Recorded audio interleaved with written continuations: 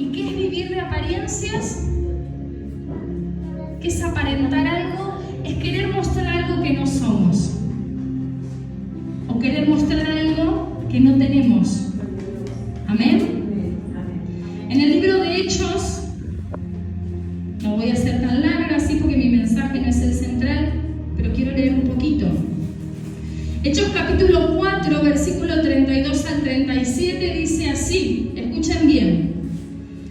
Todos los creyentes eran de un solo sentir y pensar. Nadie consideraba suya ninguna de sus posesiones, sino que las compartían. Los apóstoles, a su vez, con gran poder, seguían dando testimonio de la resurrección del Señor Jesús. La gracia de Dios se derramaba abundantemente sobre todos ellos. Dice que todos los creyentes compartían lo que tenían. Ninguna de sus posesiones en esta época, la época de los apóstoles, la época de los hechos, ¿sí? En donde ellos eran perseguidos, en donde después de que muere Jesús, ¿sí? Los cristianos, los creyentes eran muy perseguidos. Entonces dice que ellos compartían todo lo que tenían. Tenían que sustentarse entre ellos.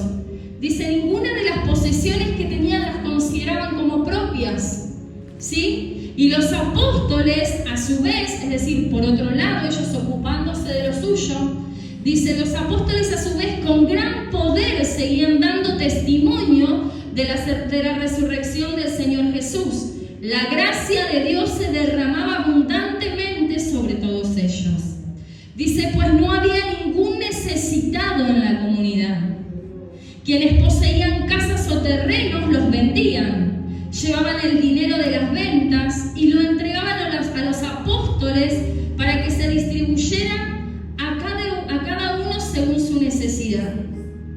Dice José, un levita natural de Chipre, a quien los apóstoles llamaban Bernabé, que significa consolador, vendió un terreno que poseía, llevó el dinero y lo puso a disposición de los apóstoles. Es decir, en ese entonces los apóstoles no estaban pasando necesidad. Amén. Dios los solventaba. Y dice que no había ningún necesitado en la comunidad. Amén, porque entre ellos compartían todo lo que tenían. Donde había una necesidad, entre ellos la suplían. ¿Sí? Donde sabían que había alguien que necesitaba determinada cosa, dice que vendían hasta sus bienes personales para compartir con el resto. Y dice que la gloria de Dios se derramaba abundantemente sobre ellos. Esto quiere decir que Dios respaldaba cómo se estaban moviendo. Dice, los apóstoles hacían lo que tenían que hacer y Dios suplía sus necesidades. Amén. Versículo 5. Escuchen bien, El último versículo dice que Bernabé vendió un terreno que poseía y llevó el dinero y lo puso a disposición de los apóstoles. Dijo, bueno, yo tengo este terreno, lo voy a vender y lo voy a llevar, sí, lo voy a ofrendar, lo voy a entregar a los apóstoles. Amén. Capítulo 5, versículo 1. Anótenlo para después leerlo en casa. Un hombre llamado Ananías también vendió una propiedad.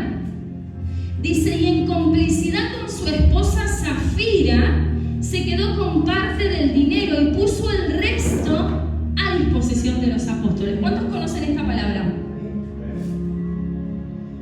¿Conocen la palabra de Ananías y Zafira? La historia de Ananías y Zafira. Bueno, presten mucha atención. La primera vez que la escuché me impactó. Amén. Dice que este hombre llamado Ananías también vendió una propiedad y en complicidad con su esposa, es decir, se puso de acuerdo con su esposa Zafira y dice, se quedó con parte del dinero y puso el resto a disposición de los apóstoles. Ananías le reclamó a Pedro. Ananías fue con el dinero, vendió la propiedad, dijo, bueno, esto lo dejo acá, el resto lo llevo. Sí, se lo entregó a los apóstoles. Se encuentra con Pedro. ¿Sí? Ananías le entrega. Dice, Ananías, le reclamó Pedro, ¿cómo es posible que Satanás haya llenado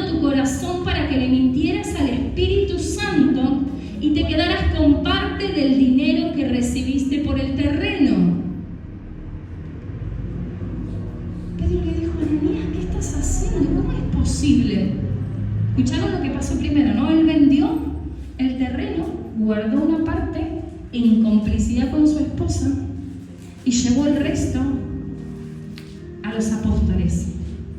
Pedro, por revelación del Espíritu de Dios, le dijo a Ananías, ¿qué estás haciendo? ¿Cómo es posible que busques mentirle al Espíritu Santo? Dice, escuchen bien esto, porque él no tenía la obligación, ellos no entregaban por obligación. Amados, cuando nosotros ofrendamos en la casa de Dios, cuando traemos algo, no tenemos la obligación de hacerlo. Ananías no tenía la obligación. Amén. Los cristianos en esta época no tenían la obligación, lo hacían por revelación. ¿Sí? Que tu ofrenda sea por revelación, amado. No tenés obligación de ofrendar. ¿Sí? Acá Pedro le dijo, Ananías, ¿qué hiciste? Si no tenías la obligación de entregar el dinero. Escuchen lo que les dicen. ¿Acaso no era tuyo antes de venderlo? Y una vez vendido, ¿no estaba el dinero en tu poder? ¿Cómo se te ocurrió hacer esto? No has mentido a los hombres, sino a Dios. Le dijo Ananías, no tenías la obligación de hacerlo, no tenías por qué hacerlo si no querías hacerlo. Muchas veces venimos al altar porque nos da vergüenza, o lo hacemos por obligación, porque el resto pasa, ¿qué van a decir? Hoy no quiero entregar porque me falta, porque esto, porque me pesa, porque acá, porque allá, porque lo que se te venga a la cabeza, no lo entregues. Amén. La ofrenda no es una obligación, no somos un ministerio que obligue a ofrendar. No lo somos. Te hablamos de ofrenda, te hablamos de diezmo porque te enseñamos lo que dice la palabra. Amén. Pero acá nadie tiene la obligación de ofrendar. Que tu ofrenda sea por revelación, amado, no por apariencia. Miren lo que siguió pasando. Dice, al oír estas palabras, Ananías cayó muerto. Y un gran temor se apoderó de todos los que se enteraron de lo sucedido.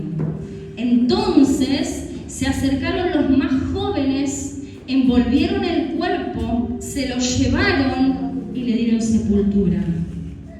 Unas 3 horas más tarde entró la esposa, sin saber lo que había ocurrido. ¿Ustedes se acuerdan lo que había pasado entre Ananías y Zafira? ¿Qué había pasado? Se pusieron de acuerdo. ¿Sí? Ellos hablaron y se pusieron de acuerdo. Amén. Dice que 3 horas después de que cayó muerto Ananías, su esposa todavía no lo sabía, se presenta también ella. Amén. Dice, unas 3 horas más tarde entró la esposa sin saber lo que había ocurrido. Dime, le preguntó Pedro, ¿vendieron ustedes el terreno por tal precio? Sí, dijo ella, por tal precio. ¿Por qué se pusieron de acuerdo para poner a prueba el Espíritu del Señor? Le recriminó Pedro. Mira, los que sepultaron a tu esposo acaban de regresar y ahora te llevarán a ti. En ese mismo instante ella cayó muerta a los pies de Pedro. Entonces entraron los jóvenes y al verla muerta se la llevaron y le dieron sepultura al lado de su esposo. Y un gran temor se apoderó de toda la iglesia y de todos los que se enteraron de estos sucesos. Amados, la ofrenda no es broma.